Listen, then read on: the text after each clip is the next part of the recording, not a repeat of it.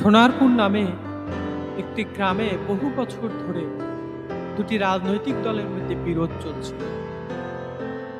নির্বাচন এলেই গ্রামে উত্তেজনা সৃষ্টি হতো, মানুষ একে অপরের সঙ্গে ঝগড়া করত, এমনকি বন্ধুত্ব নষ্ট হয়ে যেত।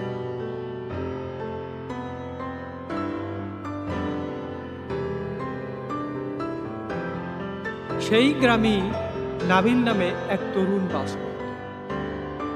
সে বিশ্ববিদ্যালয়ে পড়াশোনা করত এবং বিশ্বাস করত যে রাজনীতির উদ্দেশ্য হওয়া উচিত মানুষের সেবা করা, বিভেদ সৃষ্টি করা নয়।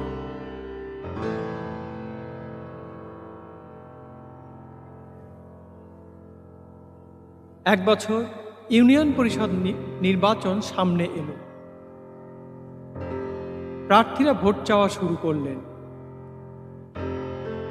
অনেকেই প্রতিপক্ষকে ছোট করে কথা বলছিলেন।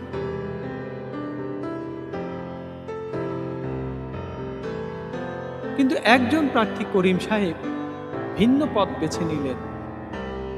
তিনি গ্রামে সভা করে বললেন, আমি প্রতিশ্রুতি নয়, কাজের পরিকল্পনা নিয়ে এসেছি। আপনারা আমাকে ভোট দিন বা না দিন, আমরা সবাই এই গ্রামের মানুষ।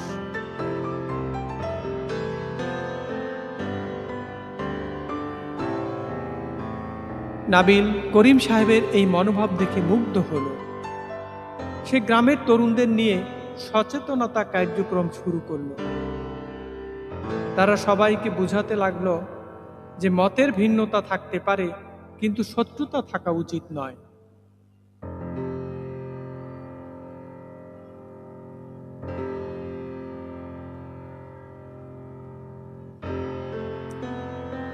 নির্বাচনের দিন শান্তিপূর্ণ পরিবেশে ভোট গ্রহণ সম্পন্ন হল।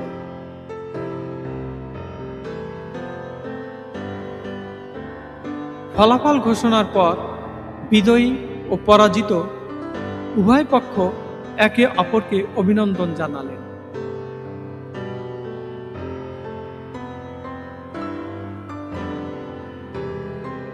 গ্রামের মানুষও আনন্দিত হল, কারণ এবার কোনো সংঘাত বা বিশৃঙ্খলা ঘটেনি।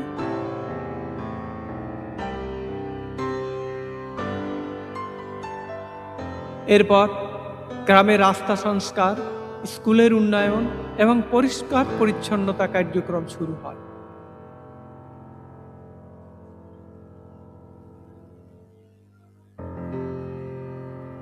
মানুষ বুঝতে পারল যে সুস্থ রাজনীতি মানে ক্ষমতার জন্য সংঘাত নয়, বরং জনগণের কল্যাণে কাজ করা।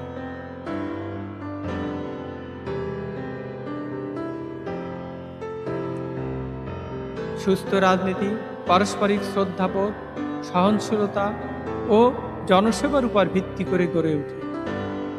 মতের পার্থক্য থাকলেও দেশে ও সমাজের কল্যাণে একসঙ্গে কাজ করাই প্রকৃত রাজনীতির লক্ষ্য।